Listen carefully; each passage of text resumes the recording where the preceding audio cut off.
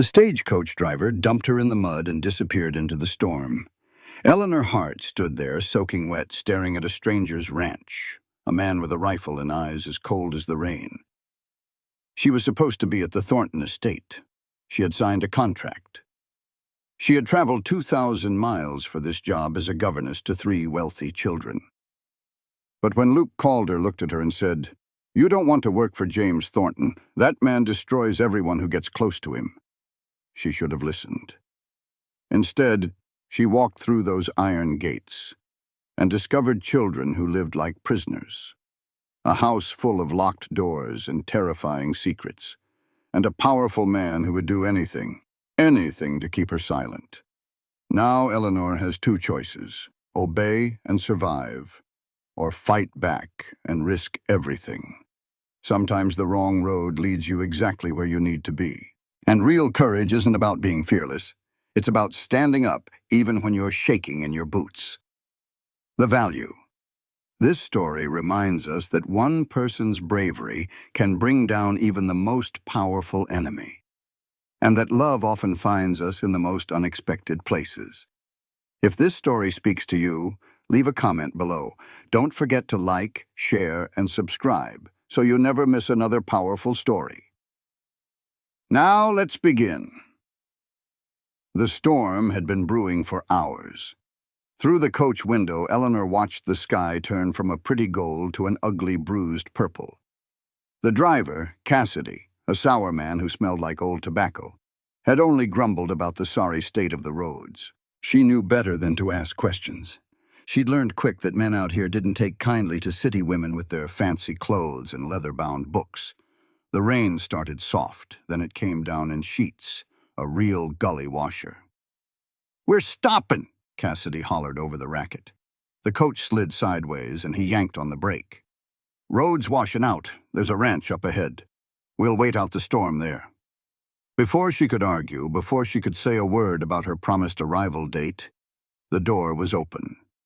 Cassidy was tossing her trunk to the ground with a rough heave that said he wasn't interested in any discussion. Eleanor stepped down into a world of cold, unforgiving mud. It grabbed her boots and soaked her dress in an instant. The rain beat down on her, and thunder cracked so close she felt it in her bones. "Get moving!" Cassidy yelled, shoving her trunk toward a dark shape in the distance. "Get inside before you drown where you stand." She grabbed the handle and dragged it a few feet before she realized she had no idea where inside was. Then another flash of lightning lit up the whole scene. The ranch house was small, built from rough logs that looked like they were held together by pure grit. A barn leaned a little to one side, and on the porch stood a tall, broad-shouldered man holding a rifle. He looked as welcoming as the storm itself. "This ain't the Thornton estate," he said flatly. Cassidy was already back on his seat.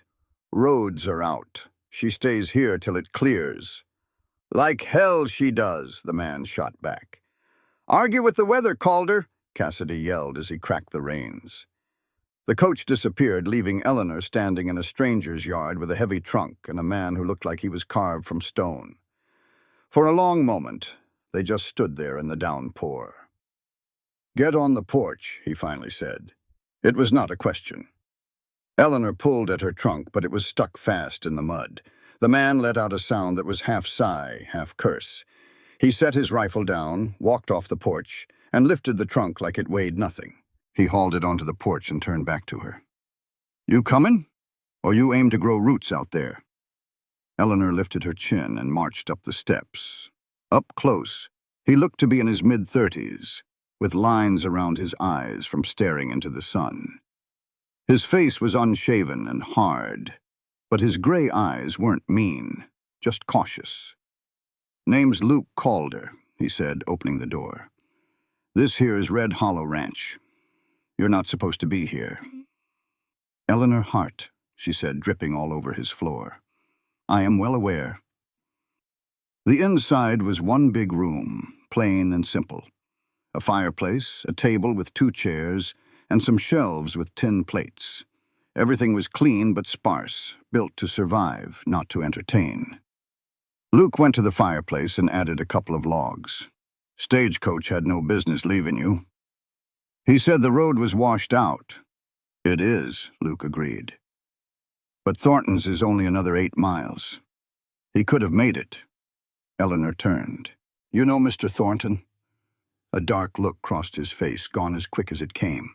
Everyone out here knows Thornton, he said, and the way he said it sent a chill down her spine. You're the new governess. How did you know? Word gets around, he said, tossing her a clean, worn towel. You'll stay the night. I'll take you to Thornton's myself in the morning. Eleanor caught the towel. It smelled of soap and wood smoke. That's not necessary. Didn't say it was. Said I'll do it, he stated plainly. He pointed to a door. You can use my sister's room. She's in town for a few days. Your sister lives here? Did. She got married last spring, he said, pushing the door open. It was a small, simple room with a narrow bed and a handmade quilt done in blues and creams. Thank you, she said softly. Luke just nodded. I've got to check on the horses. They're spooked by the storm. Don't wait up. He grabbed his coat and his rifle and was gone, the door closing with a solid sound. Eleanor was left standing alone in the middle of a stranger's house. This was nothing like she had imagined. She hadn't pictured a rugged little ranch, or a man who spoke in clipped sentences and looked at her like she was a stray dog he was forced to take in. She went to the window and peered out into the rain. She could just make out Luke's strong figure heading toward the barn, a man walking alone against the storm. She didn't know it yet, but that stagecoach driver's cruel mistake hadn't ruined her life. It had just delivered her to the one man who could save it. Being stranded by the storm was the first loose thread in a tapestry she had carefully woven for her future. Eleanor Rose had traveled 2,000 miles for a life she thought she wanted, but this unplanned stop was the beginning of a life she never knew she needed. Right then, all she knew was the biting cold and the bone-deep weariness. She was stuck, and tomorrow, she told herself, she would get to the Thornton estate and start her new life.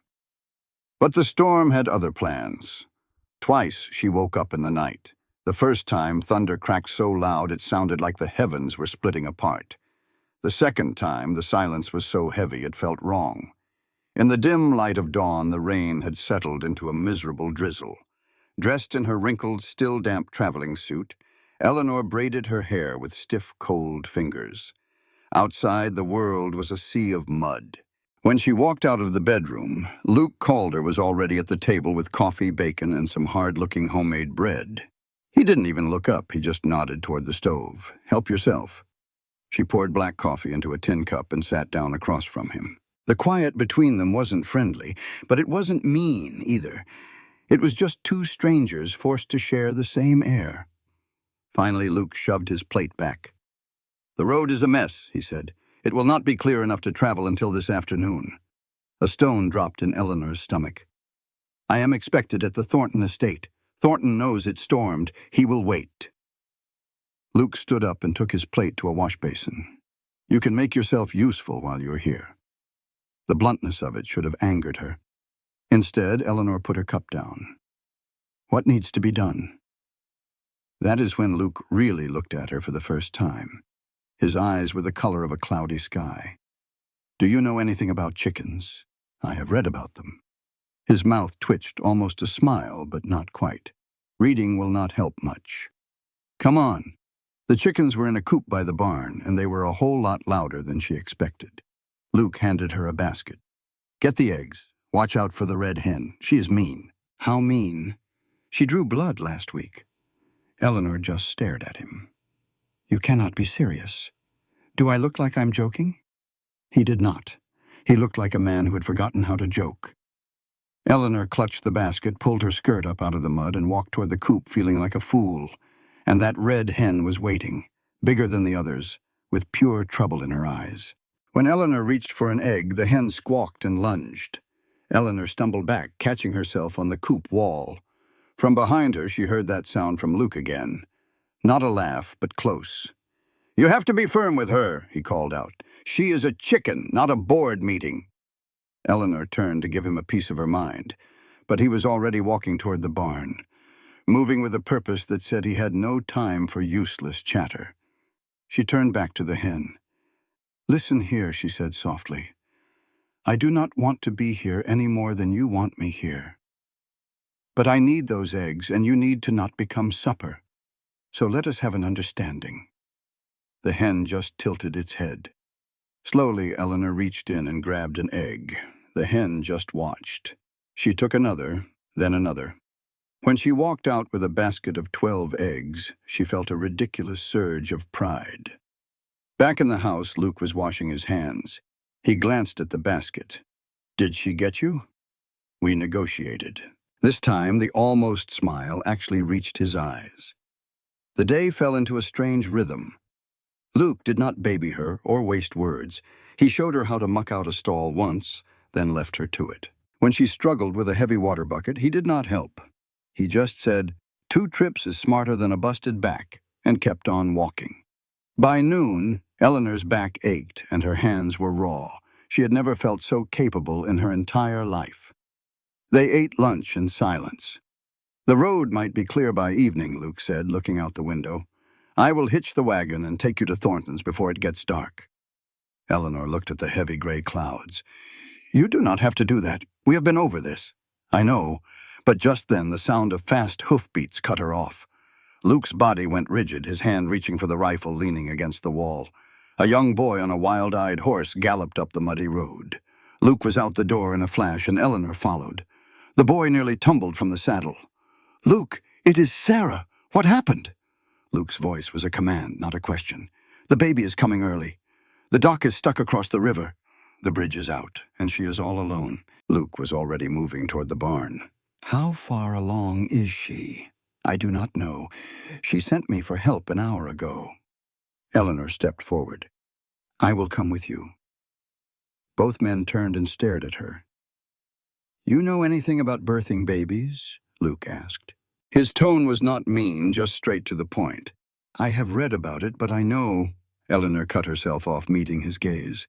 "But I am here, and she is alone. So unless you have a better idea, we should stop talking and start moving." For a long moment, Luke just looked at her. Then he gave a single sharp nod. "Get your coat." Sarah Brennan lived 3 miles south in a little cabin that made Luke's place look like a palace. She was 22 years old, 8 months pregnant, and clutching a kitchen table like it was the only thing holding her up. Luke went straight to her, and the change in him was startling. All the hardness was gone, replaced by a gentle calm. "Sarah, look at me." The young woman's eyes, wide with pain and fear, found his. "You are all right," Luke said, his voice low and steady. "We are here. You are going to be just fine." Eleanor put a bag of supplies on the other side of the table. Luke had grabbed clean linens, whiskey, and cord from his house. Sarah looked at her. "Who are you?" "Eleanor Hart." "I am." She paused. What was she, really? "I am here to help." Just then another wave of pain hit, and a raw, terrified sound was torn from Sarah's throat. Luke looked over Sarah's head at Eleanor. His eyes said it all. "This is happening now. Are you ready?" Eleanor was not ready at all, but she nodded anyway. The next few hours were the longest of Eleanor's life. The medical books she had read were useless here. They were clean and clinical. This was not clean. This was raw and loud. It was Sarah screaming. And it was Luke's steady voice cutting through the fear, telling her when to push, when to breathe, when to just hold on. It was Eleanor's own hands, shaking as she held Sarah's, feeling the woman's bones grind with effort. "I cannot do this," Sarah sobbed. "Yes, you can. You are doing it," Eleanor said, surprised at the strength in her own voice. "Stay with us." Luke was at the foot of the bed, his sleeves rolled high, his hands sure and gentle. "Next one, Sarah. Give me everything you have got." The moment came like a lightning strike, and then a new sound filled the small cabin. A tiny, high, angry cry. Eleanor forgot to breathe. Luke lifted the baby, impossibly small and red, and wrapped her in a clean cloth. "It is a girl," he said, and his voice was thick with emotion. He laid the baby on Sarah's chest. The young mother just fell apart, sobbing with relief and exhaustion. Eleanor just stood there watching, feeling like she had just witnessed a miracle. She had barely done anything, but she had been there, and somehow that was everything. She held hands, fetched water, and fought to keep her wits about her. But Luke, he was a different story. He'd done this before. Calm as a Sunday morning. He brought that baby into the world with the same quiet skill he seemed to apply to everything. And right then, a little crack formed in the wall she'd built around her heart. She finally let herself wonder, who in the world is this man? By the time they left Sarah's cabin, the sun was long gone. Tom Brennan had returned, crying at the sight of his wife and new daughter, trying to push money on Luke that he wouldn't take. The ride back to Red Hollow was quiet, just the wagon groaning under the stars. Eleanor sat beside Luke, feeling a weariness that went clear to her bones. "You did good," Luke finally said. His face was mostly shadows, but she could see the firm set of his jaw. "I didn't do a thing. You stayed. That's more than most folks would do." She looked at her hands, still trembling a bit. "Have you delivered babies before?" "A couple of times, my sister's and a neighbor's when her husband was away." "Where did you learn how?" "Didn't learn, just did what had to be done. Of course, that seemed to be his way with everything." The wagon hit a deep rut and she grabbed for the seat. Luke's hand steadied her elbow for just a second, then it was gone. "Thank you," she whispered, "for letting me come along." Luke was quiet for a spell. Then he said, "You're a sight tougher than you look." Coming from him, that felt like the finest praise she had ever heard. When they got back to Red Hollow, the house was dark and cold as a tomb. Luke lit the lamps while Eleanor just fell into a chair, every muscle in her body complaining. She knew she ought to wash up and get ready for her trip to the Thornton place tomorrow, but she couldn't find the strength to move. Luke moved about the kitchen, building the fire back up and setting a kettle on to boil. He never asked if she wanted tea. He just made it and set a warm cup right in front of her. "You'll want to get some sleep," he said. "I will wake you up early. I can get you to Thornton's by mid-morning." Eleanor cupped her hands around the mug, letting the warmth soak in. "Luke," he turned, "what can you tell me about Mr. Thornton?" His face went smooth, like a stone in a creek bed. "Why do you ask? The way you said his name yesterday. Like you had a bad taste in your mouth." Luke leaned against the counter and folded his arms. He stood there a long while without saying a word. Then, "James Thornton owns about half this territory. He bought it, bullied folks out of it, or just plain took it from people who couldn't stop him. He is rich and powerful, with friends in high places who make sure things go his way." Eleanor's stomach clenched up. "And his children, he has 3 of them, 2 boys and a girl. I do not know much, except they are kept away from everyone. They do not come to town or play with other children. That is why he needs a governess. That is one reason." Luke's jaw tightened. "The other reason is that a governess does not ask questions or make any trouble." "What sort of trouble?" He looked at her then, a real look, and something in his eyes stole her breath. "The kind that gets good people hurt," he said, his voice low. "Eleanor, if you are asking me for advice, I am not." She put her cup down and stood. "I need this job." Mr. Thornton's letter was professional, and the pay was generous. "It is not what you think of him, it is what I know. Then tell me." Luke's hands gripped his own arms tighter. 2 years back, Thornton wanted a piece of land that belonged to the Morrison family. They would not sell. Then their barn burned to the ground. Their cattle took sick. Their oldest boy was beaten so badly he could not work for months. They finally sold for half of what the land was worth and left this territory for good. A chill went through Eleanor. "You believe Thornton was behind it?" "I know he was. Everybody around here does. But knowing and proving are 2 different things. And anyone who might have proof has a habit of leaving or disappearing." The fire crackled in the hearth. The wind howled outside. Eleanor thought of her aunt's house in Philadelphia, a place where she was put up with but never wanted.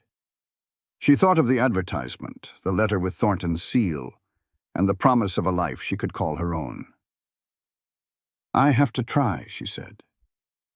Luke nodded slow like he knew she would. Say it.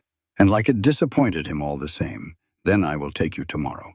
He grabbed his coat from a peg by the door. Where are you going? The barn. I need to check on the animals. It is late. I know what time it is. The door shut behind him. Eleanor stood alone in the firelight, listening as his footsteps disappeared into the night. She wondered if the storm that had stranded her here was a warning, or if landing at the wrong ranch was the only right thing that had happened to her in a very long time. The morning arrived too early. Eleanor had hardly slept, her mind torn between exhaustion and a deep unease. She kept seeing that new baby in Luke's steady hands, and hearing his dark words about James Thornton. When the first gray light came through the window, she got up feeling stiff and tired. She braided her hair and put on her only other respectable dress, a navy wool with a high collar. The main room was already warm. Luke had coffee brewing and eggs frying. He looked like he had not slept much either, but he moved with a sure purpose, setting a plate on the table. Eat, he said. It is a 2-hour drive. Eleanor sat and made herself eat the eggs, though they tasted like ash. She could feel Luke watching her from across the table with that look she could not quite. Luke's voice was low, and it carried the weight of the last 2 days. You still don't have to do this. Eleanor looked up from her breakfast, her gaze direct. In the morning light, his eyes were the color of stones in a creek bed. And what would you have me do, Luke? Go back east a failure? Live on the kindness of others? He leaned forward, his hands wrapped around his coffee cup. Stay. Stay right here in Red Hollow. This territory is crying out for a real teacher. What you did yesterday, helping deliver that baby without a lick of panic, that's a better reference than any letter from some fancy school. For just a second, she let herself picture it. A little schoolhouse, a quiet life, a good man just 3 miles down the road. But the dream vanished as quickly as it came. I signed a contract, she said, her voice quiet but firm. Mr. Thornton paid my way here. I have to honor my word. Luke just gave a tight, hard nod. Then let's get it done. They rode out in a heavy silence, the wagon wheels groaning in the ruts left by the storm. Red Hollow Ranch got smaller and smaller behind them, but Eleanor never looked back. She watched the wild country slowly give way to something more tamed. Rough scrubland and rocky hills turned into neat fenced pastures. They passed a few small homesteads but saw no signs of life. Folks mostly keep to themselves out this way, Luke said, as if he'd heard her unspoken question. Is that from wisdom? She asked. Or is it fear? He looked straight ahead. It is a little of both. As the fences got taller and the road grew smoother, she finally asked the question that had been building inside her. Just how much land does this Mr. Thornton own? 15,000 acres, give or take. And I reckon he is always looking for more. The number was so large, Eleanor could not even picture it. In Philadelphia, wealth meant a brick house on a busy street. Out here, it meant owning everything you could see. He runs cattle, mostly, Luke went on, his voice tight. But his real business is leasing land to smaller outfits. Keeps people needing him, keeps them grateful. That does not sound like the monster you described, Eleanor said softly. The most dangerous ones never do, Luke answered. They smile real nice while they are putting the collar around your neck. Just then they crested a rise, and the Thornton estate spread out below them. It was a different world. The house was a mansion, 3 stories of white wood and gray stone. The barns and stables were laid out with military precision, but it was the fence that made her shiver. It was not split-rail wood, but black iron, a good 8 feet tall and topped with sharp, ugly spikes. 2 men stood waiting at the main gate. They were not ranch hands. They wore dark city suits and watched the wagon approach with cold, assessing eyes. One of them stepped forward as Luke pulled the horses to a halt. State your business. Luke's voice was as flat and hard as the prairie. Bringing Miss Eleanor Hart. She is expected. The man's eyes moved to Eleanor. looking her up and down in a way that made her feel like property. He nodded to his partner. "Go tell Mr. Thornton." As the second man walked toward the house, the first one stayed put, his hand resting on his belt where a pistol made a clear outline beneath his coat. "You can wait here," he told Luke. "I will wait where I please." The guard's face hardened. "You are on Thornton land now, Calder. You will do as you are told." Before Luke could answer, a smooth voice cut through the air. "That will not be necessary, Collins." A man was walking from the house. He was tall, around 50, with silver hair and a handsome face made cold by a lack of warmth. It was James Thornton. He smiled, but it never reached his eyes. "Miss Hart, it is a pleasure to finally meet you." "The storm created some trouble," Eleanor said, smoothing her skirt after climbing down. "But I am grateful for Mr. Calder's help." Thornton's gaze flickered to Luke, and a whole history of bad blood passed between them. "Calder," Thornton said, his voice slick with false charm. "Always the good Samaritan." Luke's voice was pure ice. "I just did what needed doing." Thornton turned his full attention back to Eleanor. "Please come in. The children are anxious to meet you."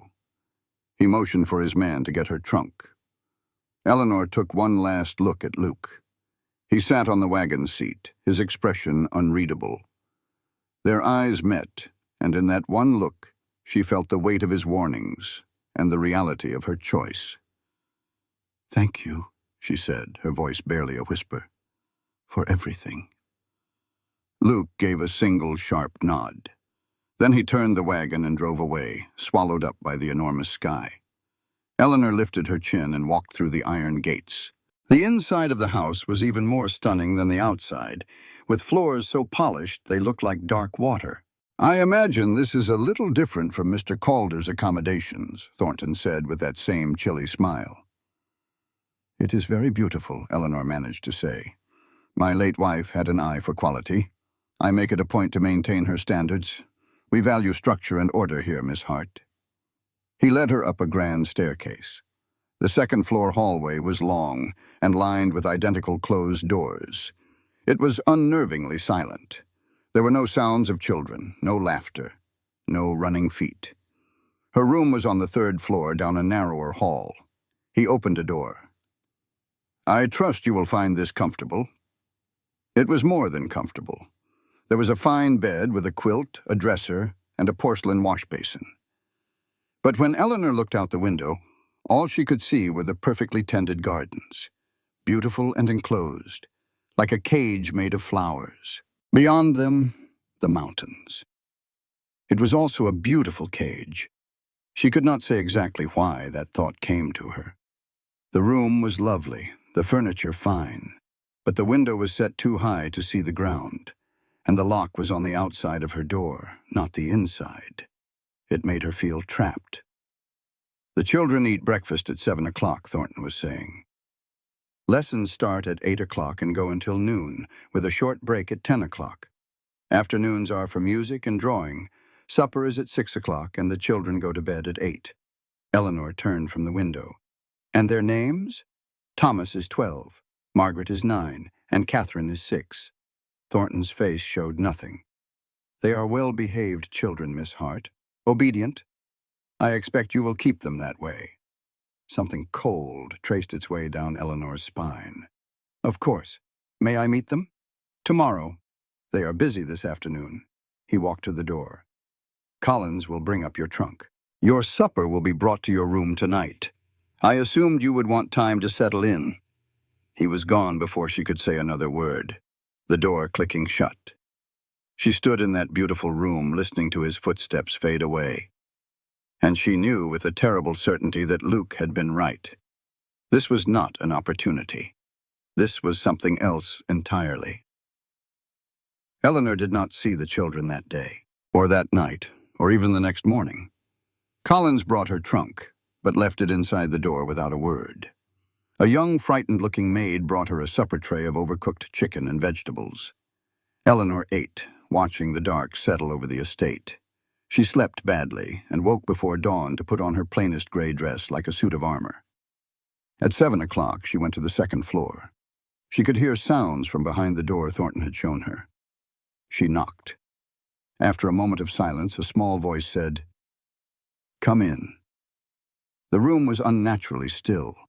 3 children sat at a breakfast table, their backs ramrod straight, their hands folded neatly in their laps.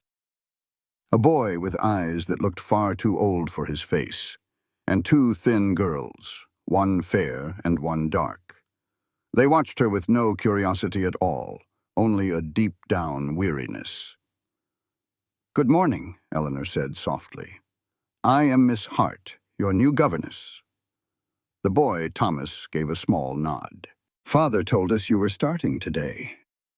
"That is right." Eleanor looked around the room at the neat stacks of books and the globe in the corner. "I thought we could start by getting to know one another a little bit. Perhaps you—" Eleanor looked at the 3 children and asked them what they were studying. A heavy silence filled the room. The middle girl, Margaret, shot a look at her brother Thomas.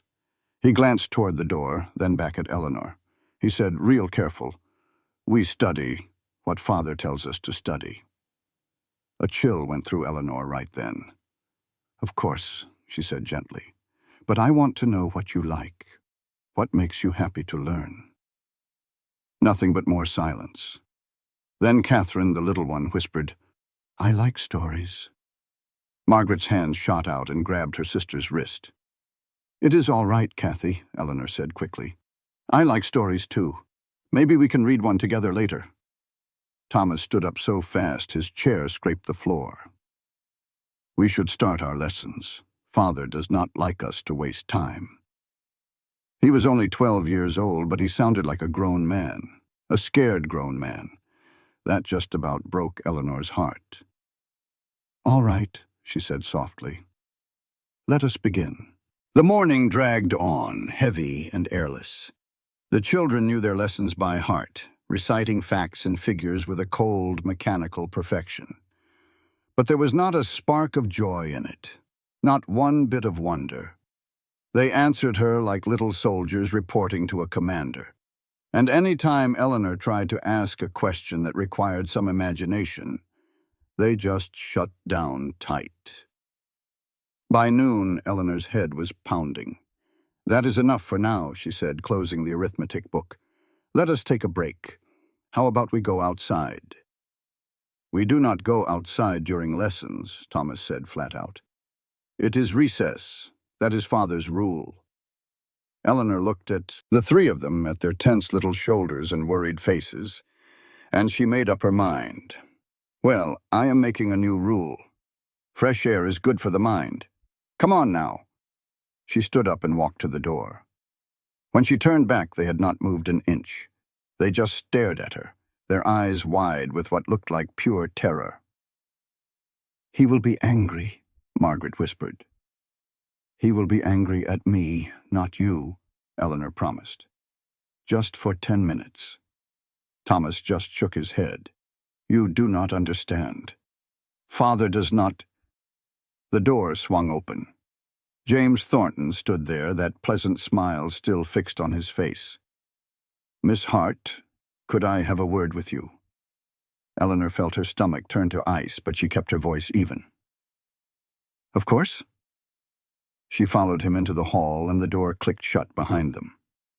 Thornton's smile never left his face.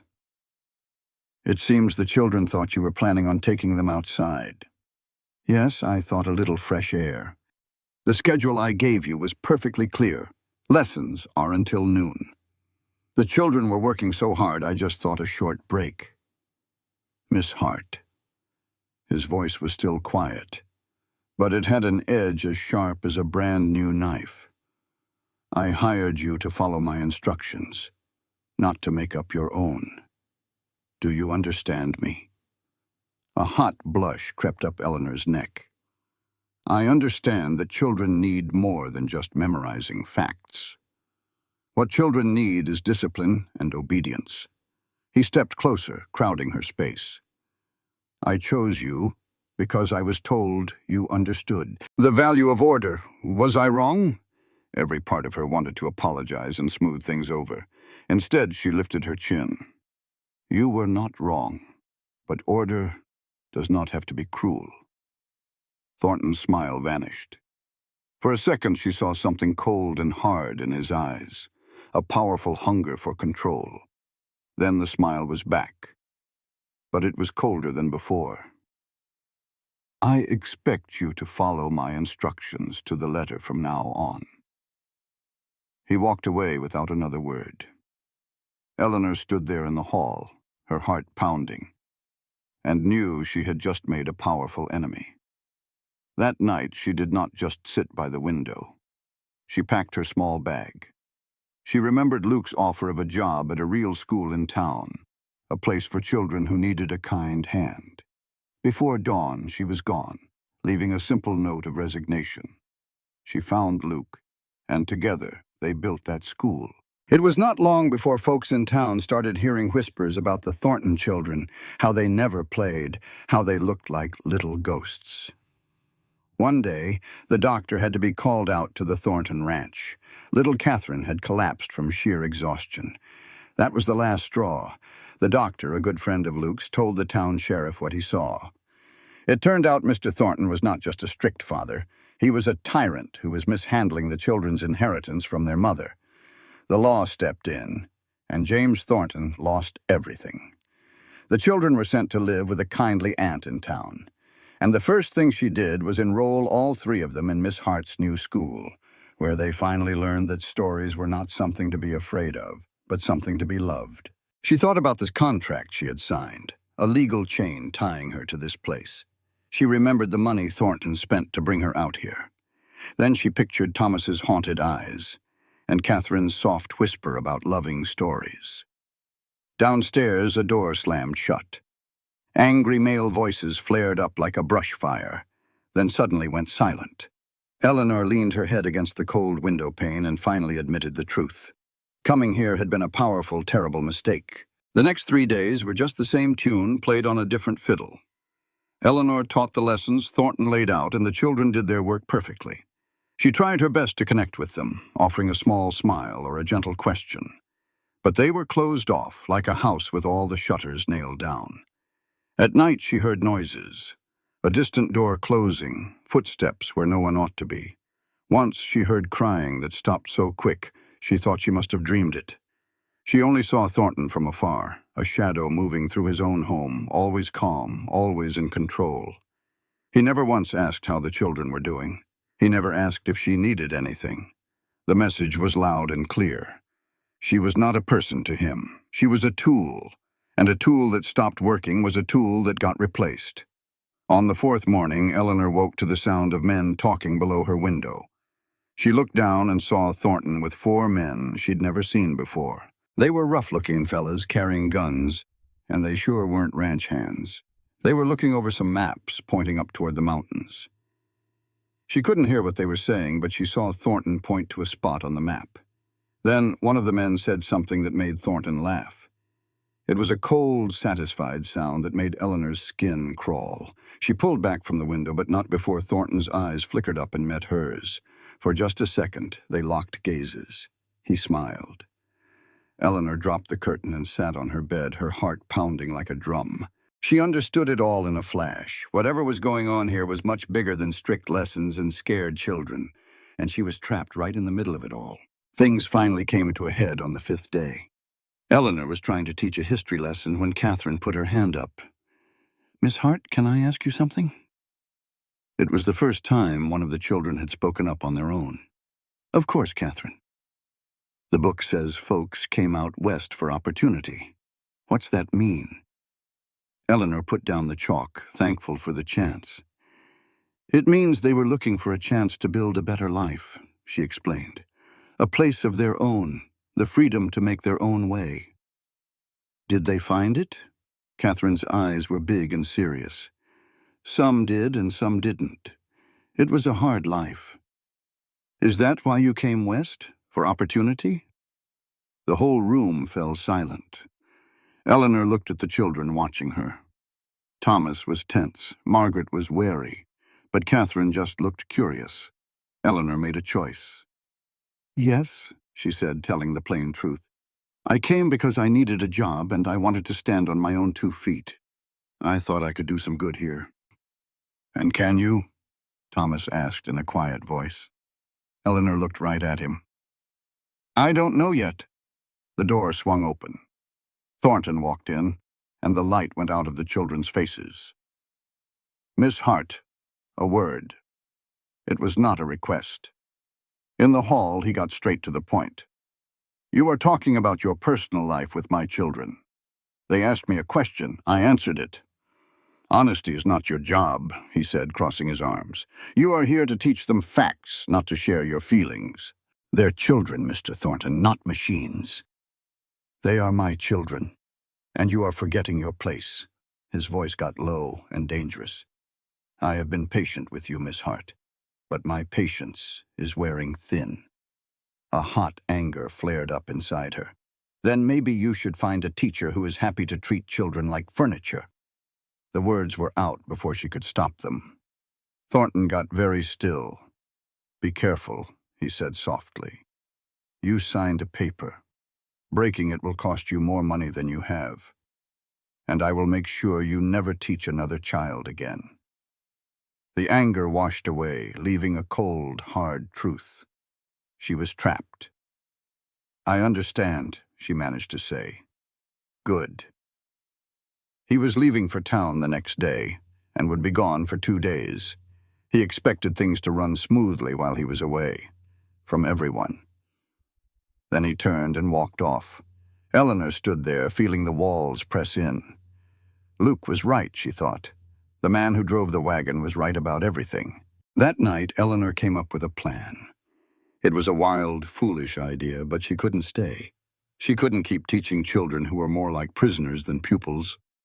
She waited until the house was dark and silent, put on her darkest dress, and crept down the back stairs. She headed for the stables. She had never stolen a horse in her life, but she was about to learn how. The good horses were kept in a barn a ways off. She picked out a smaller mare that looked at her with gentle eyes. She was fumbling with the saddle when a voice cut through the dark. What in the hell do you think you're doing? Eleanor spun around. It was Collins, holding a lantern in one hand and a pistol in the other. Her heart stopped cold. I couldn't sleep. I just thought I'd get some air. Try telling me another one, he said, stepping closer. Eleanor backed away. Please, I have to leave this place. I'll pay you back for the horse. You're not going anywhere, Collins said with a nasty smile. The boss is going to want to hear all about this. He grabbed her arm, his fingers digging in hard. Eleanor fought back, twisting away. Suddenly the barn erupted in chaos. The horse let out a terrified scream. Collins turned toward the noise, and Eleanor saw her chance. She snatched the lantern from his hand and swung it as hard as she could. Glass shattered, oil flew, and fire caught hold of the dry hay. Collins yelled and stumbled back. Eleanor ran. She burst out of the burning barn and into the night. She could hear Collins behind her yelling for the other men. Lights were coming on all over the ranch. She ran for the main gate, knowing she would never make it. And then, a wagon came rumbling out of the darkness. It was Luke's wagon. He pulled the horses to a stop and held out his hand. Get in. Eleanor didn't hesitate. She took his hand and let him pull her up beside him. Then they were off, the horses digging in, the wheels groaning as they flew down the road. Behind them, the barn fire lit up the sky. Eleanor Hart, who had come west to be a teacher, was now running for her life with a man she barely knew. They rode for a solid mile before anyone spoke. Luke pushed the horses hard, the wagon bouncing over the rough trail. Eleanor held on tight, tasting smoke and fear in the air. Somehow, Luke had known she was in trouble. He had come for her. How did you know? She finally asked. Not now, he said, his voice tight. Just hold on. He steered the horses off the main road and onto a narrow path that climbed into the hills. Luke's hands never shook. He guided the wagon deep into the pines until the only sound was the horses breathing hard in the cold night. Eleanor's legs trembled as she climbed down from the wagon. She leaned against a wheel, trying to quiet her pounding heart. Are we hidden here? She whispered. For now, he said, his voice low. They will check the main roads first. He finished with the horses and turned to face her, his features hard in the faint moonlight. Are you hurt? Eleanor shook her head. Luke, I burned the barn down. I saw the smoke, he said flatly. That was you staying alive. He stepped closer. Tell me what happened. So she did. She told him everything about Thornton's threats and getting caught by Collins. When she finished, Luke stared into the dark for a long time.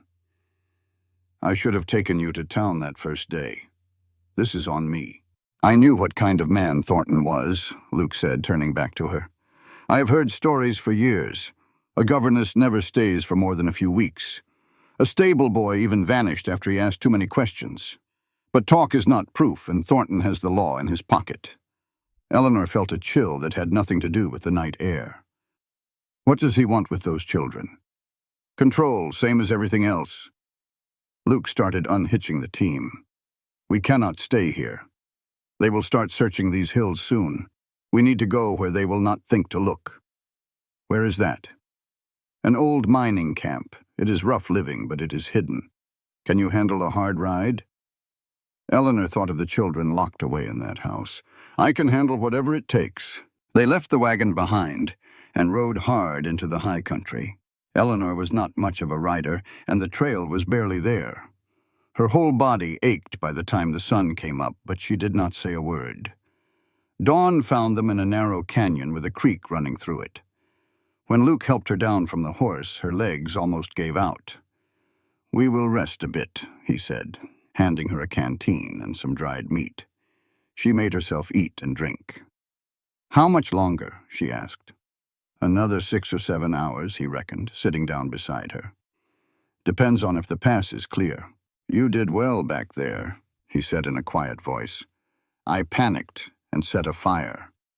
You survived, he corrected her. That is what counts.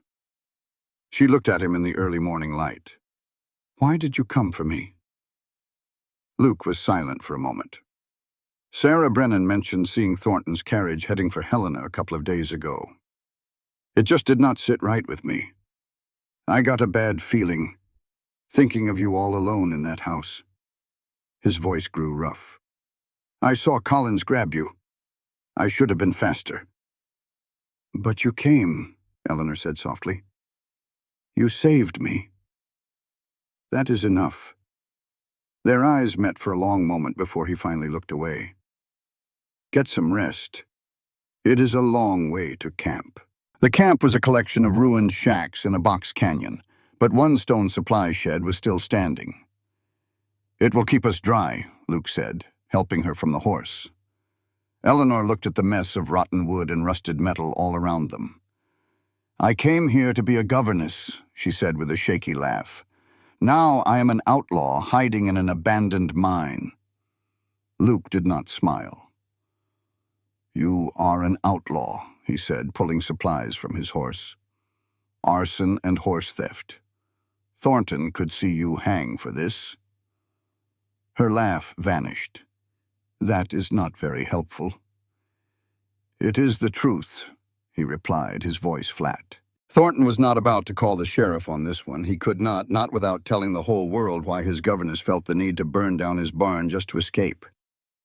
Inside the old stone shed, Eleanor could feel the wind whistle through the cracks. It was a small place, maybe 12 feet square with a dirt floor, but it was cover. It was hidden. She slid down the wall and closed her eyes, exhausted. Luke moved around her, his motions quiet and sure. He built a small fire in a ring of stones, laid out their bedrolls, and portioned out the food. When he finished, he sat across from her. He looked at her through the dancing flames. We need to figure out our next move, he said. Eleanor opened her eyes. I know. Thornton will be coming for you. That contract you signed gives him all the power. He has lawyers and judges on his side. So what am I supposed to do? Luke poked the fire with a stick. You need something to hold over his head. Something that makes him want to let you go. Like what? Proof of what he is really doing on that ranch? You saw things, you heard things. If we can get others to talk, we might just build a case big enough to make him back off. Eleanor pictured the scared children and the rough-looking men. That would mean going back there. No, Luke said flatly. It means finding the people who already left. The workers who vanished and the governesses who did not last. We build our case from far away. And if we cannot find enough, then you have to disappear. A new name in a new territory. He said it so calmly, like he was just talking about the weather. It is not the best choice, but you would be safe. The word safe felt strange on her tongue. Eleanor watched the fire paint shadows on Luke's face. She had come out here to build her own life, and instead, she had walked right into a cage. Now she was relying on the very man she had tried to run from. "Why are you doing all this for me?" she asked in a low voice. For a long moment, the only sound was the crackle of the fire. "Because I know what it feels like to be trapped by a powerful man, to have all your choices taken from you." His voice was gravelly. "And because the first night I saw you in my yard, soaked and stubborn as a mule, I saw a little bit of myself. You have a strength you do not even know about yet." He met her gaze. "You are tougher than you think, Eleanor. You deserve a whole lot better than what Thornton had planned for you." A lump formed in her throat. No one had ever spoken to her like that. No one had ever looked at her like she was somebody worth seeing. "Thank you," she whispered. Luke just nodded and turned his eyes back to the fire. "Try to get some rest. We will make a plan tomorrow." But Eleanor did not sleep. She just watched the flames, thinking about choices, and the scary freedom that comes when you have nothing left to lose. They stayed at that old camp for 3 days. Luke brought in rabbits and even a deer. Eleanor cleaned up the shed, making it feel a little more like a home. They started talking, first about little things, then about the big things. Luke told her about his family, about the woman who had broken his trust, and why he chose to live alone. Eleanor told him about her parents, her cold-hearted aunt, and the heavy feeling of never belonging anywhere. By the fire in the evenings, something solid grew between them. It was a quiet understanding. They were two people shaped by loss, who had learned the hard way how to survive. And right in the middle of all this danger, they had found someone who just got it. On the 4th day, Luke was up before the sun, saddling his horse. Eleanor came out of the shed, pulling her coat tight. "Where are you?" "Going? To town. Gotta ask around, see what I can find out." He tightened the saddle straps. "I will be back before dark. You will be all right here. No one knows about this place." "Luke." He turned. She stepped toward him. "Be careful." A flicker of surprise crossed his face. Then his look softened. "Always am." He swung up into the saddle, then paused, looking down at her. For a second she thought he might say something more, but he just gave her a single nod and rode away. Luke got back as the sun was dipping below the hills, and she knew right away that something was wrong. He swung down from his horse, his face set like stone. He did not look at her as he took care of the animal. "What happened?" she asked. "Let's go inside." They sat by the fire, but Luke did not eat. He just stared into the flames. "I found 3 people who used to work for Thornton," he said at last. 2 ranch hands and a maid. "They all told me the same damn story. Thornton is not just mean, he is a snake. He uses folks up and throws them out, especially the governesses. He gets them out here where they are all alone, and if they start asking questions, he ruins their good name so they can never work again." Luke's jaw was tight. One woman tried to tell the law about him. They found her horse 2 weeks later, but she was never seen again. Eleanor felt a chill run down her spine. The children are his protection. As long as he has them, no one looks too closely at how he built his fortune. Then Luke looked straight at her. "The maid told me something else. She said Thornton has visitors.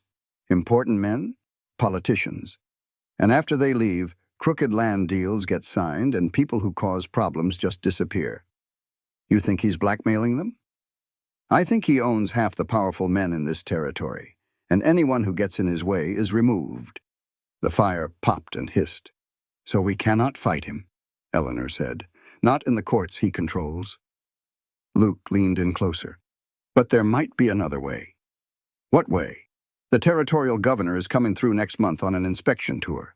If we could get to him, show him proof directly, and go around Thornton's cronies, he would never believe a runaway governess, not if we have more than just our word. Luke pulled a folded piece of paper from his coat. The maid kept a secret list. Names, dates, people she saw visiting the ranch. It is not everything, but it is a start. One of the ranch hands remembered seeing important papers in Thornton's study. If we could get our hands on those. You want to break into his house? Eleanor stared at him. Luke, that is pure craziness. It is the only move we have left. His voice was steady. Thornton is out of town for another 3 days. Security will be light, if we are careful. If we are caught, we are dead. And if we do nothing, you will spend your whole life looking over your shoulder. Luke held her gaze. I will not make you do this. If you want to run, I will help you. We can set you up with a new name. But if you want to fight, if you want to give those children a real chance, this is how we do it. Eleanor looked at the list in his hand. A record of evil written by a frightened woman. She thought about the children trapped in that fancy prison. She thought about the person she used to be, always scared and obedient, and the person she was becoming out here. She was stronger now. When do we leave, she asked. The look on his face changed to one of respect and relief. Tomorrow night. We need to plan this out. It is going to be dangerous. Everything worth doing is, she said. He smiled. Then, a real smile that lit up his entire face. Yeah, it is model. The next day, they made their plan. It was risky and full of holes, but it was the only plan they had. That night, as they sat by the fire, the air was heavy with what was to come. Luke, Eleanor began, her voice low. If something happens to me tomorrow, I want to say thank you for believing I was worth saving. He looked at her across the flames, his expression serious. He reached out and took her hand in his. His own was rough and warm. Eleanor, he said, his voice steady and clear. You were always worth saving. You just had to see it for yourself. In that moment, holding his hand, Eleanor felt a flicker of real hope, fierce and ready for a fight. They had bet everything on a desperate play against a man who had ruined folks far better than them. But for this one night, they had a warm fire and a sky full of stars. They had the comfort of holding hands, a silent promise that she was not alone. Eleanor squeezed Luke's fingers and he squeezed back. When they finally turned in for the night, she lay in the dark and listened to him breathe. She thought this must be what real courage felt like. They rode out the next evening, sticking to the high country until the sun went down. The Thornton ranch glittered below them like a diamond. Luke stopped on a ridge overlooking the spread. He studied it through a small spyglass. He said he saw 4 guards, 2 at the gate, 1 by the barn, and 1 walking the fence line.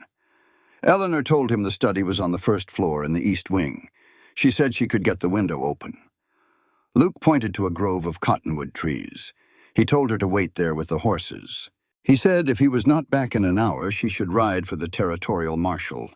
Eleanor refused. She told him they would do this together.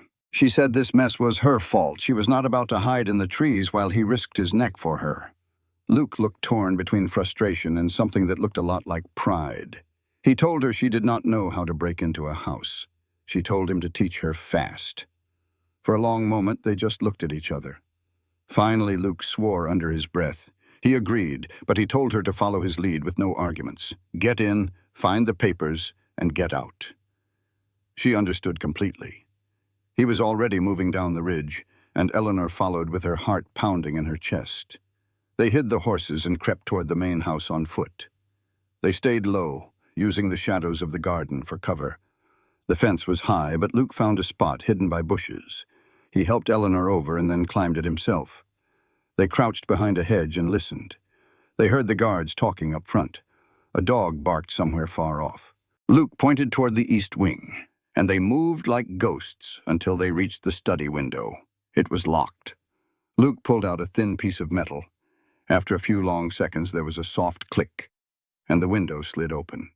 Luke slipped inside first, quiet and quick for a man his size. Eleanor climbed in after him, her boots landing softly on a thick carpet. The study was dark, lit only by the moonlight. A massive desk stood in the center of the room, surrounded by shelves and filing cabinets. Luke started searching the desk drawers while Eleanor checked the cabinets. Every single one was locked. Luke made a frustrated sound. He said there was nothing but letters here. Suddenly, they heard footsteps coming down the hall. Luke grabbed Eleanor's arm and pulled her into a large corner cabinet. They squeezed inside just as the door opened and a lamp filled the room with light. Eleanor peeked through a crack in the cabinet door. She saw Collins walk in with a stack of papers. He put them on the desk and looked around the room as if he sensed something was wrong. Collins noticed the open window and put his hand on his gun. He called out, asking who was there. Just then, a voice from the hallway called for Collins. Thornton was back early and needed him at the gate. Collins cursed, took one last look around and walked out, leaving the door slightly open. They waited, barely breathing, until they were sure he was gone. Luke whispered that they had to move now that Thornton was home. Eleanor pointed to the papers Collins had left on the desk. Luke grabbed the documents and held them up to the moonlight. His face grew grim. He said they were contracts and land purchases. He flipped through them quickly. He told Eleanor they were records of every crooked deal Thornton had made in the last 5 years. Everything they needed was right there. Eleanor told him to take them so they could go. But then they heard more voices outside, heading for the study. Luke shoved the papers into his coat and they ran for the window. He climbed out and turned to help Eleanor, but the study door flew open. Thornton stood there with Collins and 2 other armed men. His face was cold and calm. He said, "Miss Hart, I had a feeling you might be back." Eleanor felt her blood run cold. It was a trap. Luke's hand found hers and squeezed once, a silent message. Thornton smiled. "Now let us talk about the price of stealing, shall we?" Luke's voice was steady, even with guns pointed right at them. He said that traps only work when your prey does not see them coming. Thornton's smile never faded. He pointed out that they were standing in his study with his property in their coat. He told Collins to get the papers. Luke stood his ground. He said he would not do that if he were him. Luke's voice was calm and sure.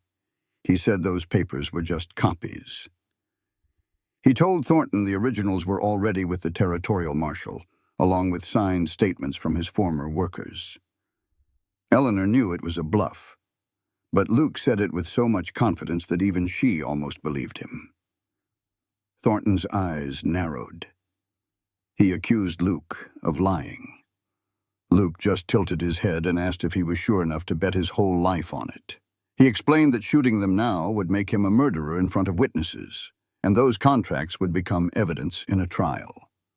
Thornton was quiet for a long moment, thinking it over. Then he gave a short, cold laugh. He said it was a clever trick, but it was still their word against his, a disgraced governess and a rancher versus a pillar of the community. He said the local marshal knew who paid him, but Luke countered that the territorial marshal did not, and Governor Pierce took corruption very seriously. The silence stretched on even longer this time. Thornton's jaw was clenched tight. Finally, he asked what they wanted. Luke demanded safe passage for both of them. He wanted Eleanor's contract torn up, her travel costs forgiven, and a good letter of reference. Thornton's voice was full of sarcasm. He said that was all. Luke's tone turned hard as iron. He told Thornton to leave them alone. No hired guns, no using his power to ruin their lives. They would disappear and he would act like they never existed. In return, they would keep quiet about the documents as long as he kept his end of the deal. Eleanor wanted to scream that it was not justice, that Thornton needed to pay, but Luke squeezed her hand again. She understood. This was about survival, not about winning. It was about walking out of that room alive. Thornton studied them for a long time. Then he turned to Collins and told him to lower his weapon. When Collins paused, Thornton ordered him again. The men lowered their guns. Thornton went to his desk, pulled out a pen and paper, and started writing. The only sound was the scratching of the pen. When he was done, he held out two pieces of paper.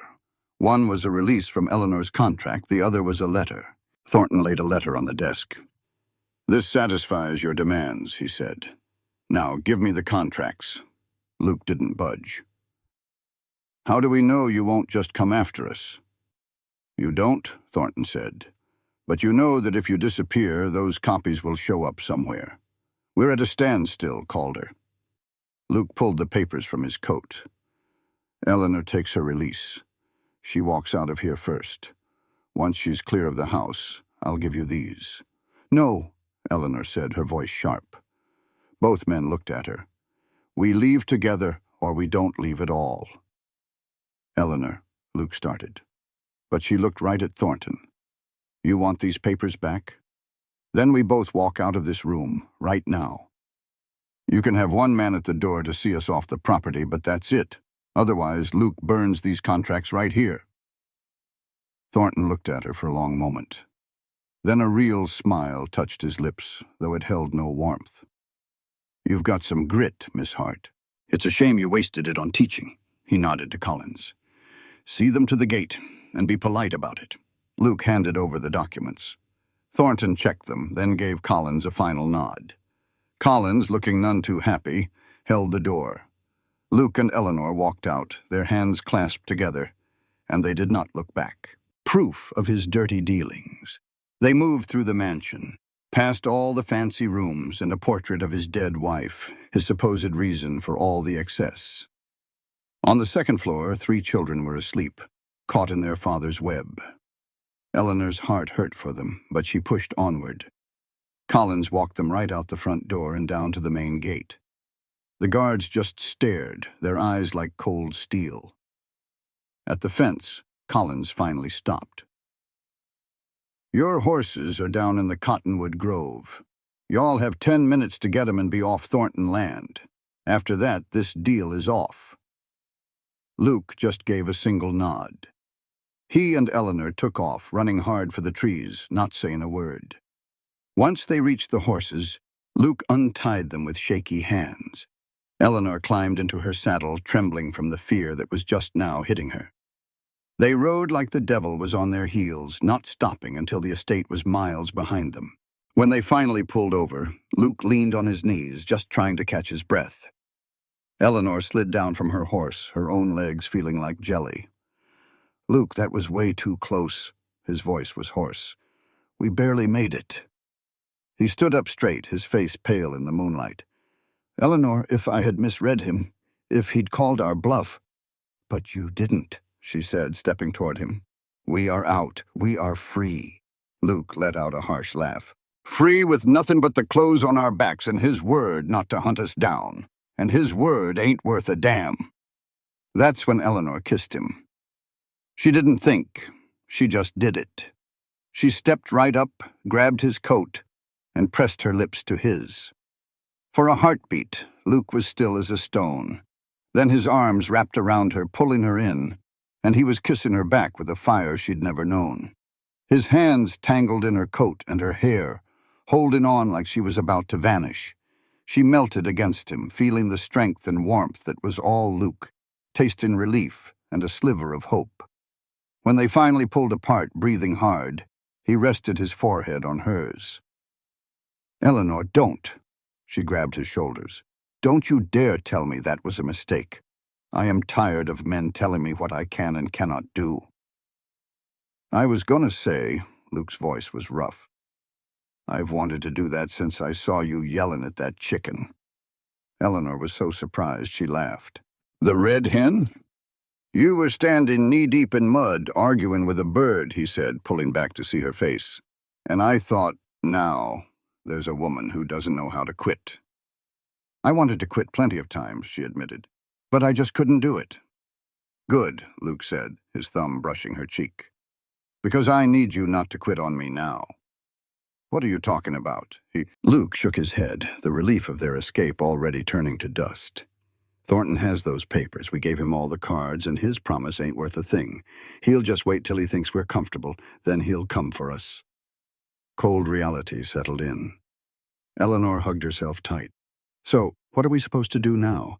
We do what I should have done from the start. We ride straight to the territorial marshal, tell him the whole story, and show him all the proof we can find. We build a case so strong that a man like Thornton cannot make it just go away. But you said he owns the law around here. The local law, yeah. But the territorial marshal reports to the governor, and with an election coming up, the governor cannot afford a big scandal. Luke checked his saddle, his mind made up. It is a long shot, and Thornton will know what we are up to the second we set foot in Helena. But it is the only real chance we have. Eleanor thought of the children, of Sarah Brennan, of everyone Thornton had crushed. How long will it take to get to Helena? 3 days if we push hard. Then we push, she said, moving to her own horse. But Luke, what about your ranch? My sister's husband can look after it. A ranch is just land. It is not worth dying over. And if this does not work, if the marshal turns us away? Luke looked right at her, his gaze steady and serious. Then we run, all the way to California if we have to. But we do it together. Together. The word felt warm and solid inside her chest. She gave a firm nod. Together. They rode hard for 3 days, stopping only twice. Once at a small farm where Luke traded some work for a hot meal and a few hours of sleep in a barn. The second time they rested the horses by a creek, washing away the grime and the fear. Every muscle Eleanor had was screaming in protest, but she never once complained. Luke was pushing himself just as hard, driven by the knowledge that every wasted hour gave Thornton more time to plot against them. While they rode, they talked. Luke told her about learning the ranch from his daddy, and about the time he cried at his sister's wedding.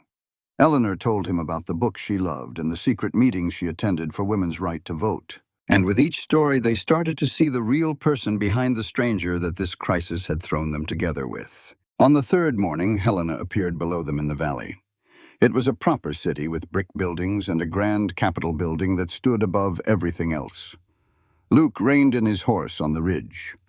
Well, that is it. Once we ride down there, we cannot turn back. Eleanor looked at the city, a place that promised justice. Then she looked at Luke, the man who had risked it all for her. I am not going back anyway, she said, only forward. A small smile touched Luke's lips. Yeah, me too. They rode down the hill together. The territorial marshal's office was in a sturdy brick building. Marshal Thomas Wade was a man in his 60s, lean and weathered, with eyes that had seen too much to be fooled. He listened to their entire story without a single interruption, his face a complete mystery. When they were finished, he sat back in his chair, quiet for a long moment. James Thornton is one of the richest men in the territory, he finally said. He has powerful friends and enough lawyers to drown you in paper for the next 10 years. Eleanor's heart sank. So, you are not going to help us? I did not say that. Wade started packing an old wooden pipe. I said he is powerful. But being powerful does not make a man untouchable. It just makes him harder to get to. We have people who will talk, Luke pressed. The maid, the ranch hands. They might talk, Wade corrected, if they are not scared off or bought out first. But there is something else you folks do not know. Thornton has been a thorn in my side for years. Every time I get close to him, my proof disappears. But lately, the governor himself has been hearing whispers. Whispers about land deals gone sour, and about some deaths that were called accidents. A little bit of hope sparked in Eleanor's chest. So, you do believe us? I believe you have brought me the missing pieces to a puzzle I have been trying to solve for a very long time. Wade lit his pipe. Now here is what I can do. I can open an official investigation, but it will take months, and the whole time you two will have targets on your backs. We are already targets, Luke said flatly. Yes, but now you will be official ones. Thornton cannot make you disappear quietly with me involved, but he can use the law to make your lives a living hell. He will sue you, Miss Hart. He will ruin your good name. And Calder, he will come for your ranch and everything you own. They looked at each other. We understand, Eleanor said. Do you really? Wade's voice was sharp. I have seen good men destroyed fighting people like Thornton. Then why help us? Luke asked. Because I am old and tired, Wade said. And I am sick of watching evil men win just because good people are too afraid to stand up. He pulled out a form. I cannot promise you will win. I cannot even promise you will come out of this hole. But I can promise the law will be on your side. Eleanor thought about the frightened people back at the ranch. It is worth a try, she said. Wade nodded and signed the paper. As of now, you are both under territorial protection as witnesses. It offers some cover, but not much. He looked at Luke. You have a safe place to stay. My cousin runs a boarding house over on 3rd Street. Good. You stay put. And Miss Hart, you need a lawyer. I know a good one who owes me a favor. I will send him over tonight. Thank you, Eleanor whispered. Do not thank me yet, Wade said. Thank me when this is all over. Luke's cousin Meg was a woman in her 50s who did not ask questions. She just handed them keys and told them the rules. Whatever trouble you are running from, she said, you leave it at my doorstep. Yes, ma'am, Luke replied. The rooms were small but clean, and after days on the trail, a real bed felt like heaven. After washing up, Eleanor was brushing her hair when Luke knocked. Meg has supper ready. Are you hungry? She realized she was starving. They ate with the other boarders in a dining room that was mostly quiet. Afterward, they sat on the front porch as the sun set over the city. The lawyer came by while you were getting settled, Luke said. His name is Harrison. He will take your case. He said he owes Wade. Turns out Harrison's wife had a small farm Thornton wanted. When she would not sell, accidents started happening. She died when her barn collapsed. Luke's voice was low and grim. Harrison has been waiting for a chance to go after Thornton ever since. Eleanor closed her eyes, thinking of all the lives he had ruined. Too many, Luke said, as if reading her mind. But maybe, just maybe, we can stop him from hurting anyone else. They sat there in the quiet, watching the ordinary people of Helena walk by, completely unaware of the fight that was about to begin, being run by powerful men like Thornton. Luke, Eleanor said softly, when this is all over, what will you do? He was quiet for a long while. Go back to Red Hollow, work my land, live a quiet life. He turned to her, and the look on his face made her breath catch. Alone. But I don't want to be alone anymore. He paused. But I can't ask you to settle for a little ranch when you could have a respectable life in some town. Eleanor chuckled. A town where nobody knows I broke a contract and set a barn on fire? Luke, I came out here to be independent, to build something for myself. I thought that meant playing by the rules. But you showed me it means choosing what's important, even when it's the hardest thing to do. She faced him head on. You matter to me, Luke, more than I ever expected. I don't know what comes next, but I want you in it. Luke's hand found hers on the porch rail. I'm not an easy man to live with. I'm stubborn and set in my ways. Good thing I'm stubborn too, she said. He gave her one of his rare smiles, the kind that made him look 10 years younger. Yeah, I reckon it is. They sat there as the sun went down over Helena, just holding hands, with nothing more that needed saying. The real fight was coming tomorrow. The lawyers, the courts, the whole long struggle of taking down a man like Thornton, but for tonight they had this peace. They knew that whatever happened next, they would face it side by side. Eleanor rested her head on his shoulder, and his arm came around her.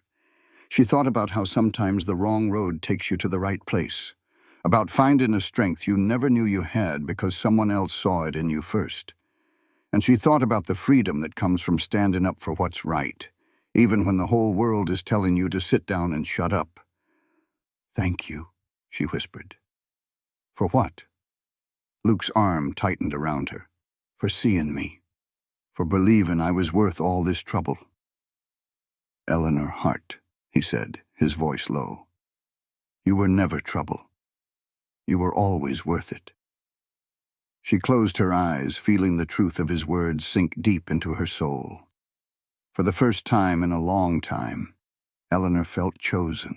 Not for what she could do for someone, but for who she was.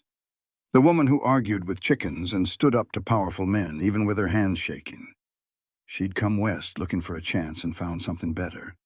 She'd found a home, not a place, but a person who saw her strength, who stood beside her, and who believed that together they could take on anything, even James Thornton and the crooked system he ran. The stars began to pop out in the Helena sky, and Eleanor watched them appear, feeling Luke's warmth beside her. The future was a dangerous, unknown road, but for the first time, it was hers to choose. The lawyer showed up the next morning. He carried an old leather satchel and wore a look that said he'd seen it all. Benjamin Harrison was a lean man in his 40s with grayin hair and eyes that didn't miss a thing. He sat down across from them in Meg's parlor. "Tell me everything," he said, pulling out a pen and paper. "And I mean everything. The parts you think don't matter and the parts that make you look bad. I can't fight for what I don't know." So they told him. Eleanor talked about the contract and the fear she saw in the children. Luke laid out everything he'd learned about Thornton's intimidation and how he controlled the whole territory with money and fear. Harrison just took notes and asked sharp questions. When they were done, he looked them both square in the eye. "You know Thornton will come after you with—" "He's gonna come after everything you have," Harrison told them, his voice low. "Not just in a courtroom. He'll try to wreck your good names, turn this whole town against you. He will paint you as liars." "We understand," Eleanor said, her voice steady.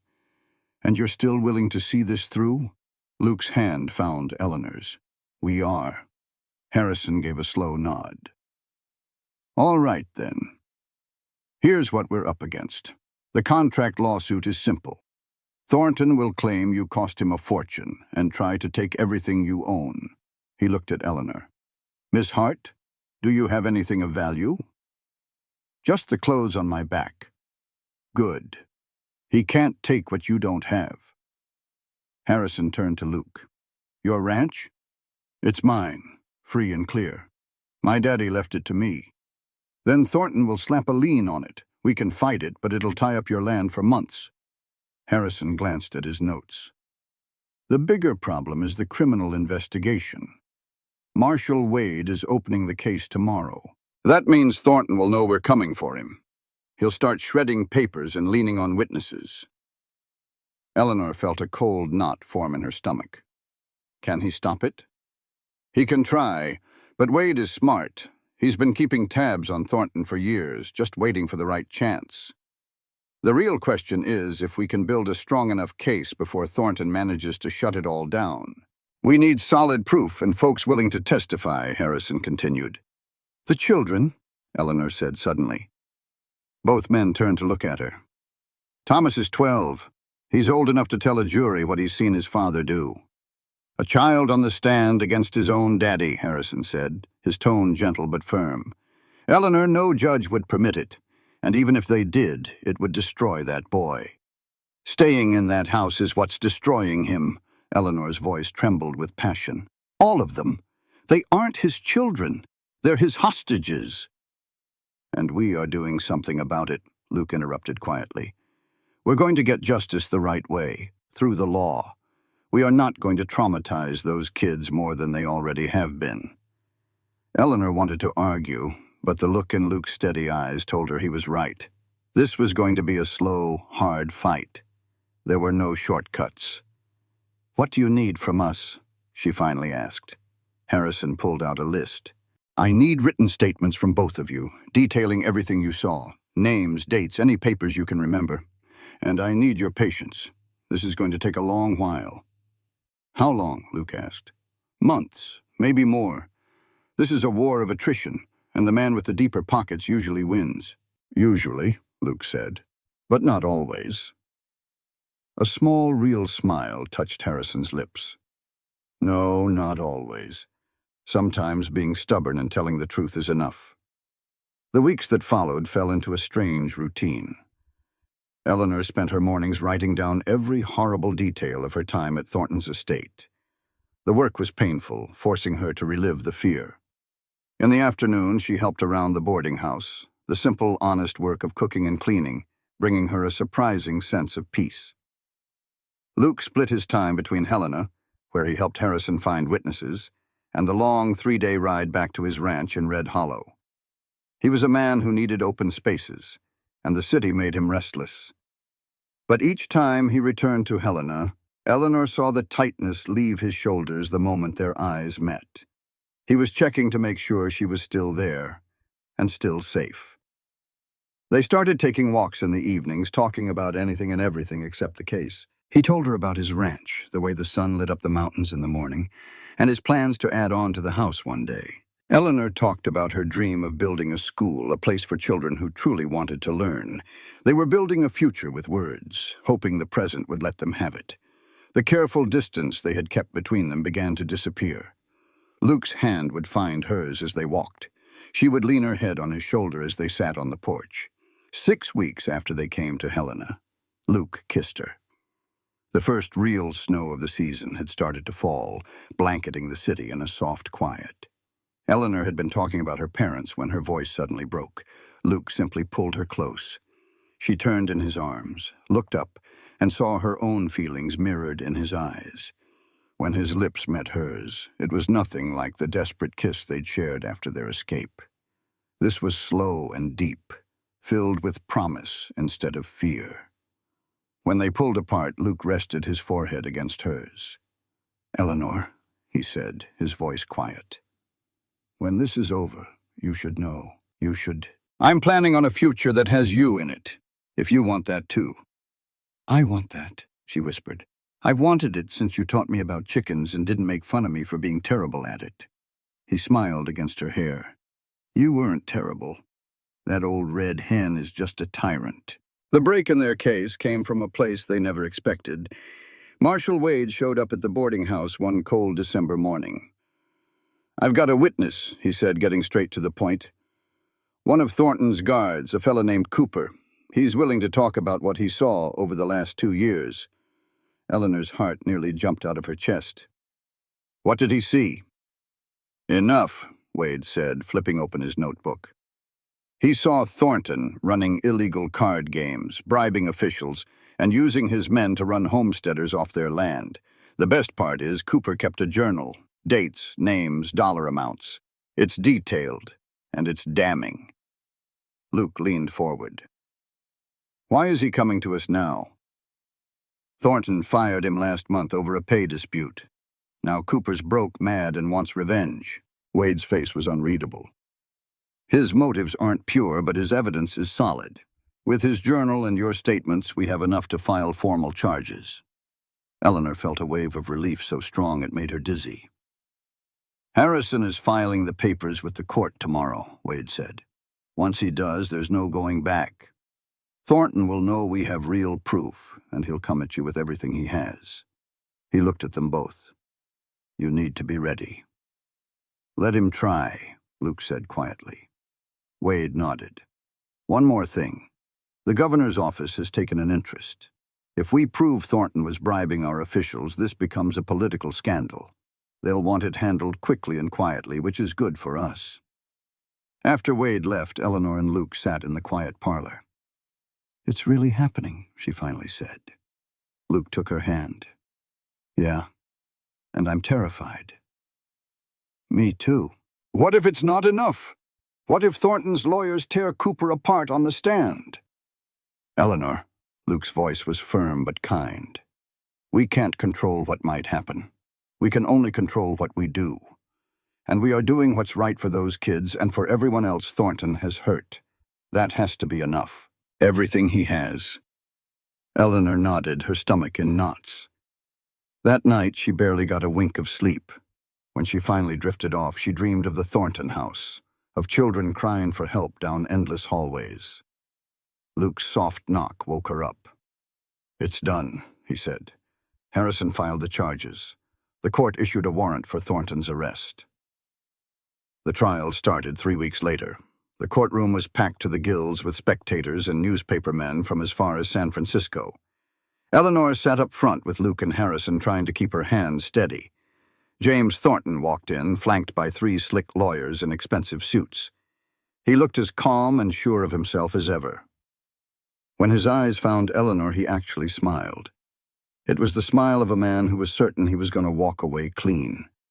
The judge, a tough woman named Margaret Collins, called the court to order. The prosecution started, laying out the charges of bribery, fraud, and conspiracy.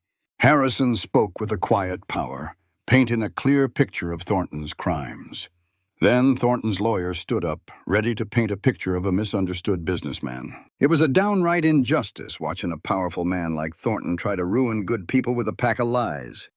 Eleanor's hands balled into fists under the table, and Luke's hand came right over to steady hers. The first person to take the stand was Cooper, the old security guard.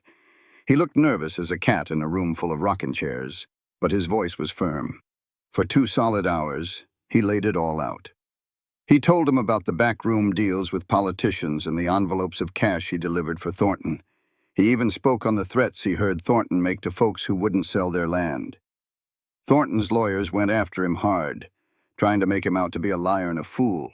But Cooper, he just held on to his journal and told the plain truth. After him came the old ranch hands and the maid with her perfect records, each story adding another layer to the truth about Thornton's dirty dealings. Then it was Eleanor's turn. Her lawyer Harrison had tried to prepare her, but nothing can truly get you ready for having a bunch of wolves in fancy suits tearing apart every choice you ever made. They tried to paint her as some unhinged woman who couldn't hold a job and who set fires for fun. She looked him square in the eye. "I was defending myself," she said, her voice clear as a bell. "A man had his hands on me, and I did what I had to do to survive." For hours they poked and prodded, but Eleanor had learned a thing or two out at Red Hollow. She learned that the simple, unvarnished truth has a power all its own. She told them about the children's fear, the locked doors, and the ugly words she'd heard from Thornton. When she finally stepped down, her legs were shaking, but she'd said her piece. Luke met her at the gate, pulling her in close. "You were incredible," he whispered. On the 7th day, Thornton himself sat in that witness chair. He was smooth, talking about how sad he was for Miss Hart's troubles and how confused he was that his honest business deals were being twisted. But Harrison, bless his heart, was ready for him. He started in, calm as you please. "Mr. Thornton," he said, "you claim this woman was unstable, yet you hired her to watch your own children without ever meeting her face to face?" Harrison let that hang in the air for a moment. "And tell me, how many governesses have you had in the past 5 years?" Thornton stumbled, but Harrison already knew the answer. "7, Harrison said. 7 women who all left within weeks. You think maybe the problem isn't with them?" Then he pulled out the real kicker, a contract with Thornton's signature right next to a payment to a land official. Harrison laid out document after document, showing a clear pattern of payments made right before land disputes were mysteriously settled in Thornton's favor. That slick confidence Thornton had walked in with began to crack right before everyone's eyes. After the lawyers made their final speeches, the jury filed out. Eleanor and Luke waited, the silence in that little room feeling heavier than a tombstone. 4 hours felt like a lifetime. When the jury finally returned, Eleanor's heart was pounding like a drum. The foreman stood up. "On the charge of bribery of territorial officials, how do you find?" the judge asked. The foreman looked right at Thornton. "Guilty." A gasp went through the room. "On the charge of fraud and intimidation." Another pause. "Guilty." And on the charge of conspiracy, the answer was the same. "Guilty." Have you ever seen a rich, powerful man, the kind who thinks he owns the whole world, finally get what is coming to him? Well, Eleanor Hart did. She watched Thornton's face turn ghost white when the jury read the verdict. Guilty. His lawyers hollered, but Judge Collins slammed his gavel down like a thunderclap. The judge looked at Thornton with pure disgust and gave him 1 week until sentencing. This story shows how one person's courage can change everything, so listen close. As they hauled Thornton away in chains, Eleanor did not feel triumphant. She just felt a deep, weary peace. Her lawyer, Harrison, reminded them it was not over yet. But Luke put his arm around her and said, "It is more than a start. It is justice." 1 week later, Judge Collins sentenced Thornton to 15 long years in prison. He took away his fortune to pay back the people he had wronged. His children were sent to live with a kind aunt, far from his shadow. Eleanor watched his whole corrupt empire crumble, and a heavy weight finally lifted from her heart. Outside the courthouse, Marshal Wade was waiting for them. He tipped his hat. "Miss Hart, Mr. Calder. The governor's office is sending a formal apology. They are investigating all of Thornton's crooked land deals." Eleanor's voice was barely a whisper when she asked, "What about the contract? The money he said I owed him?" "Torn up," Wade said. "The judge ruled it was completely unfair. You do not owe that scoundrel a single cent." The marshal paused for a moment. "Actually, the court is sending you a small settlement for all the trouble you went through." Eleanor felt tears well up. "I do not want his money." Wade gave her a rare, genuine smile. "Then use it to start that school you have been talking about." After he left, Eleanor and Luke stood on the steps watching the snow fall. "What now?" she asked. Luke simply took her hand. "Now, we go home." They were married that spring at Red Hollow Ranch. It was a small affair with just their closest friends and neighbors, the folks who had helped them through the fight. Eleanor wore a simple cream-colored dress, and Luke looked at her like she was the only woman in the world. On that same porch where she had arrived during a terrible storm, they promised to build a life together, to stand as equals. After the preacher said his piece, Luke kissed her, a gentle promise of the future. The party afterward was full of life and laughter. Harrison gave a toast to stubborn people who changed the world for the better. As the sun set, Eleanor stood with Luke's arm around her. She thought about how life can take you on the wildest detours, and how sometimes a storm leads you exactly where you need to be. She learned that courage is not about being fearless. It is about standing up even when you are shaking in your boots. "Are you happy?" Luke asked her quietly.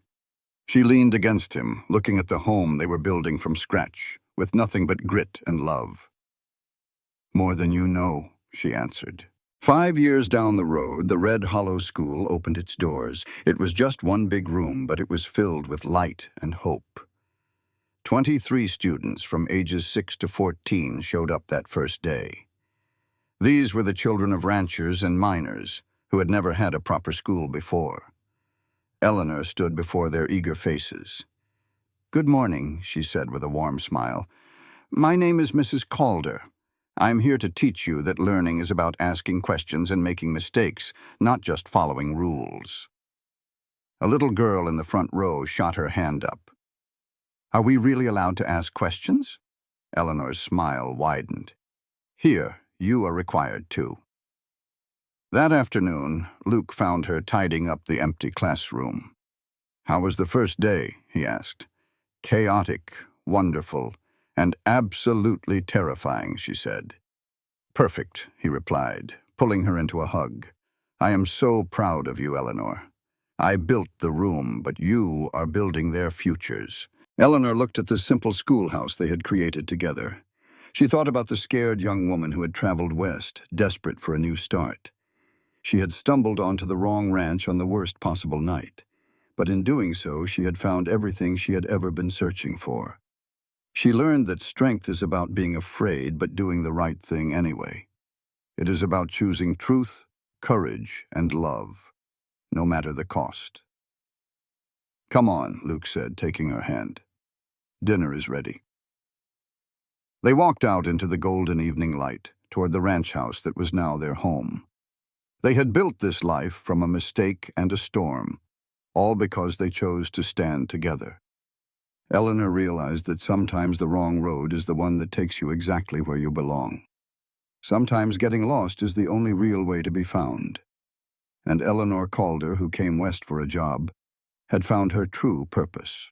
This content was carefully researched, developed, and manually edited by our team to deliver meaningful stories with valuable life lessons. Every narrative is crafted to entertain, inspire, and empower our audience. We believe that great stories can change lives, and we are committed to bringing you content that matters. Thank you for being part of our community.